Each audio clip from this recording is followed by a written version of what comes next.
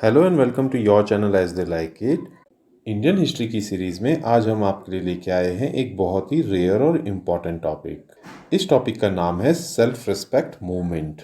आज के इस लेक्चर में हम जानेंगे सेल्फ रिस्पेक्ट मूवमेंट क्या था, इसके क्या प्रिंसिपल्स थे और ये कितना सक्सेसफुल रहा और इसके रीजन ऑफ डिक्लाइन क्या थे।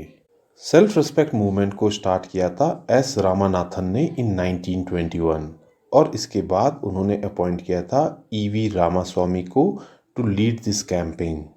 ईवी रामास्वामी, जिनको पेरियार के नाम से भी जाना जाता है और जाना जाता है as the father of modern Tamil Nadu, इनके ही एफर्ट से सेल्फ रिस्पेक्ट मूवमेंट 1925 में तमिलनाडु में बहुत फेमस हुआ।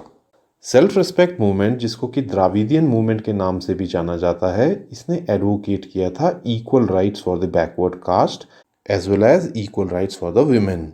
सेल्फ रिस्पेक्ट मूवमेंट एक डायनेमिक सोशल मूवमेंट था जिसका एम था completely destroying the contemporary Hindu social order, और ये इस्टेब्लिश करना चाहता था एक new rational society free of caste, religion and God.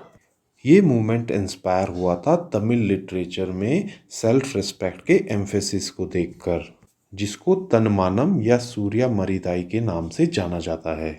इस मूवमेंट की दो फेमस फीमेल लीडर्स थी, Annai मीनम्मल and Veerammal.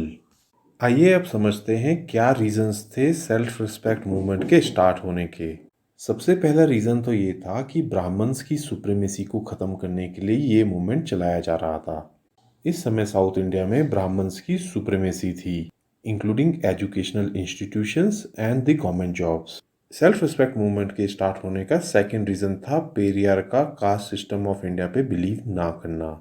Third reason इस मूवमेंट के स्टार्ट होने का ये भी था कि पेरियार को इंडियन नेशनल कांग्रेस में भी कोई सेटिस्फैक्शन नहीं मिला।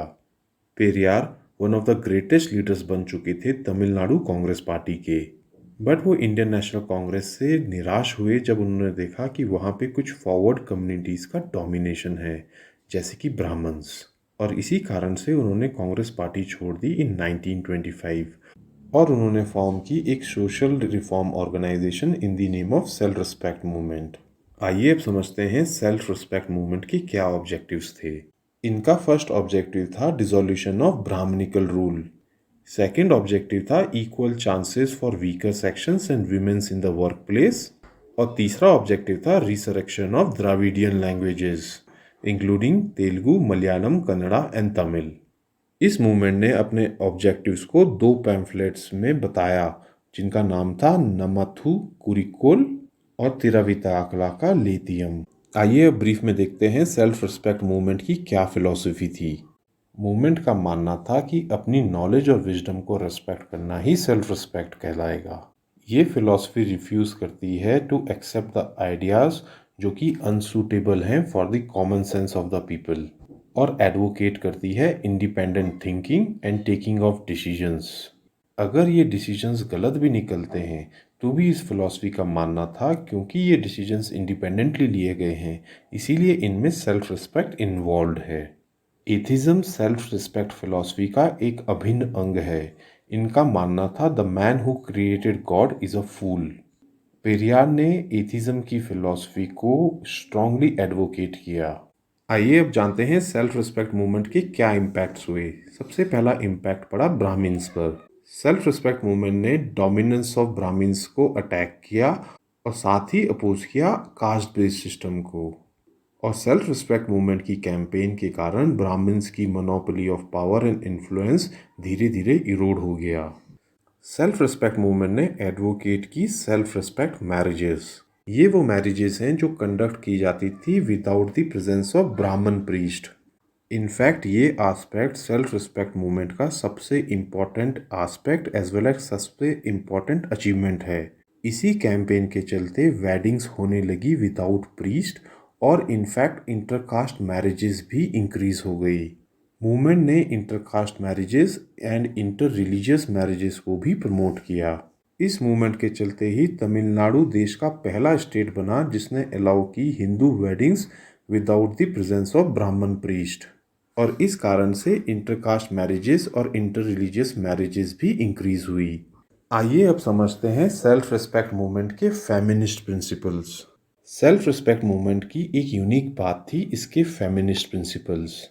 इनफैक्ट ये कहना भी गलत नहीं होगा कि जहाँ तक फेमिनिस्ट प्रिंसिपल्स की बात की जाए तो सेल्फ रिस्पेक्ट मूवमेंट अपने टाइम से बहुत अहेड था। सेल्फ रिस्पेक्ट मूवमेंट ने फेमिनिस्ट प्रिंसिपल्स को उस समय माना जब देश में इसकी कल्पना कोई भी नहीं कर सकता था। सेल्फ रिस्पेक्ट मूवमेंट ने एडवोकेट की विमेंस की sexual, psychological and reproductive choices, और इनका एम था विमेंस को एक्सेस टू कॉन्ट्रासेप्शन देना और एक लॉन्ग टर्म बर्थ कंट्रोल देना।